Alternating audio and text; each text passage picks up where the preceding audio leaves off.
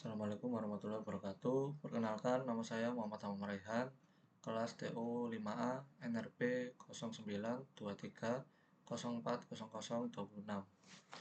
Hari ini saya akan membuat video untuk mempresentasikan tugas PNID kemarin dan juga tugas ETS simulasi kemarin yang menggunakan CX Simulator dan juga CX Supervisor sebagai HMI-nya. Jadi langsung saja kita masuk ke videonya.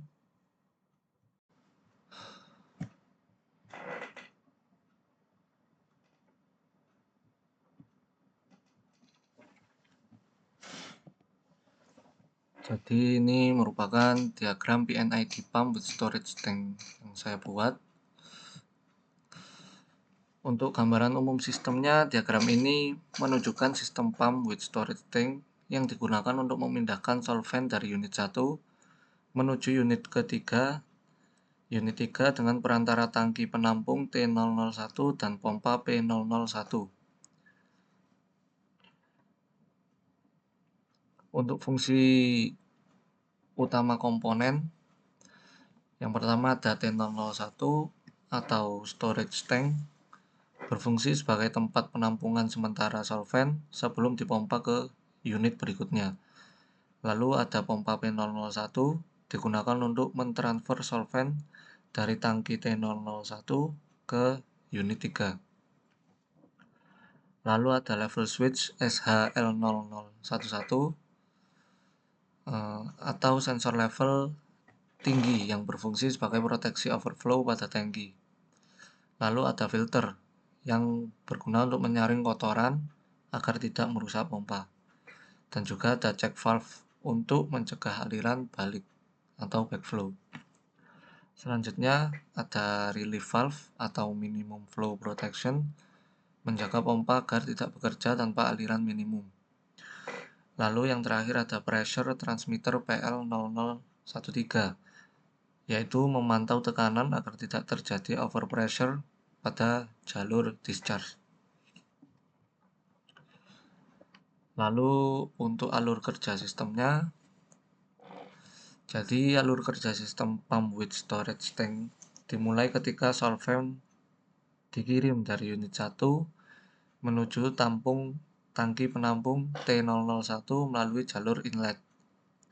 Saat solvent masuk ke dalam tangki, sistem secara otomatis memeriksa kondisi level tinggi menggunakan sensor SHL0011 jika level solvent terdeteksi terlalu tinggi.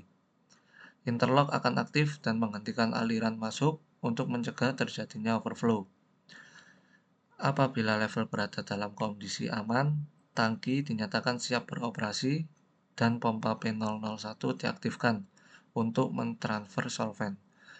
Solvent kemudian keluar melalui nozzle N3 dan melewati filter serta check valve yang berfungsi menyaring kotoran dan mencegah aliran balik. Selanjutnya, pompa mendorong solvent ke jalur discharge, di mana sistem memantau aliran minimum sebagai proteksi pompa. Jika aliran terlalu rendah, relief valve akan terbuka sehingga solvent dikembalikan ke jalur resirkulasi melalui nozzle N2 hingga kondisi aliran kembali normal. Setelah aliran aman, sistem melanjutkan proses dengan memantau tekanan menggunakan pressure transmitter PL0013 untuk memastikan tidak terjadi overpressure. Jika tekanan berada dalam batas normal, solvent diteruskan melewati check valve dan isolation valve menuju unit 3 yang menandakan proses transfer solvent berjalan dengan aman dan sesuai kebutuhan operasi. Kurang lebihnya seperti itu untuk alur kerja sistemnya. Lalu untuk aspek keselamatan dan kontrol, yang pertama ada proteksi level tinggi mencegah tumpahan tangki, kedua ada minimum flow protection mencegah kerusakan pompa, ketiga ada monitoring tekanan mencegah overpressure, yang keempat ada check valve dan isolation valve meningkatkan keamanan sistem. Kurang lebih seperti itu. Lalu yang terakhir ada kesimpulan. Jadi kesimpulan dari diagram PNID ini menunjukkan sistem transfer solvent yang terintegrasi dengan instrumen kontrol, memiliki interlock dan proteksi keselamatan, dan juga cocok untuk diimplementasikan dalam sistem SCADA karena seluruh parameter penting seperti level, flow, tekanan dapat dimonitor dan dikontrol secara terpusat. Kurang lebih seperti itu untuk penjelasan diagram PNID pump with storage tank saya. Selanjutnya yaitu project ETS kemarin. Jadi kurang lebih HMI tampilannya seperti ini. Untuk judulnya sendiri yaitu Coklat Processing System.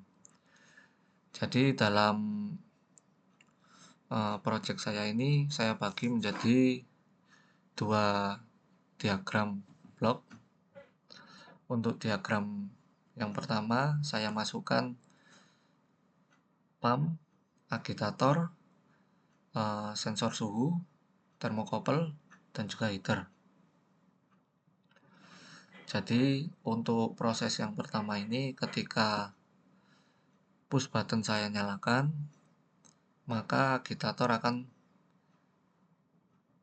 pump akan menyala.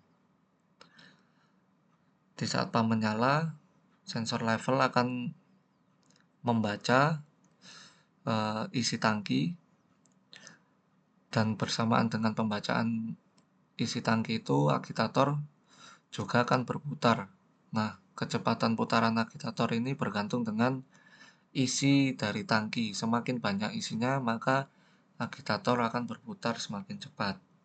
Lalu juga ada sensor suhu, thermocouple. Nah, sensor suhu ini berfungsi untuk mengontrol suhu pada tangki agar coklat di dalam tangki berada dalam suhu yang optimal. Jika dirasa suhu terlalu rendah, maka heater akan menyala. Langsung saja kita nyalakan, kita coba.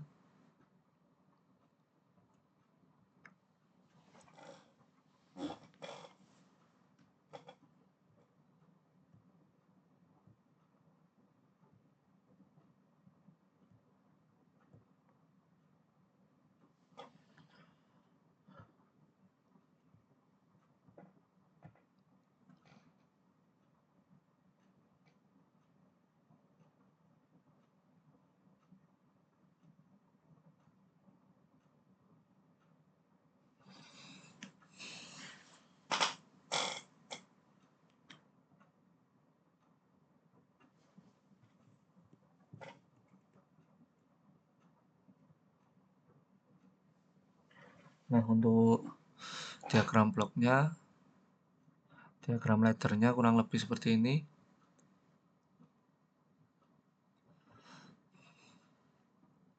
Langsung saja ke HMI-nya. Nah, jika tombol start dinyalakan, indikator akan menyala, pump akan menyala, lalu heater akan menyala karena suhu di bawah kondisi optimal.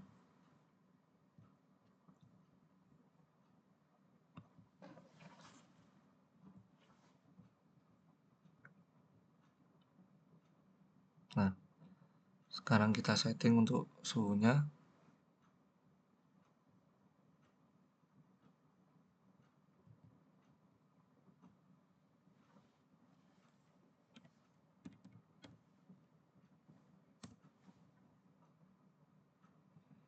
Nah,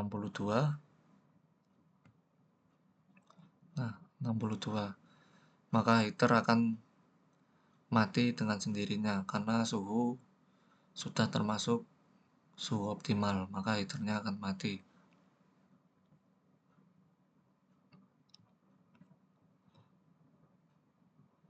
Lalu, nah kurang lebih seperti itu.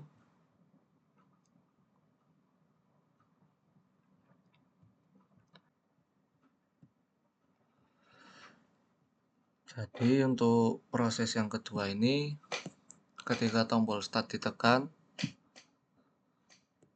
indikator akan menyala dan konveyor akan berjalan.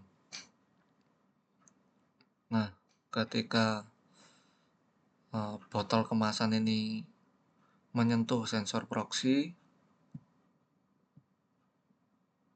maka konveyor mati, valve akan menyala untuk mengisi selama 10 detik.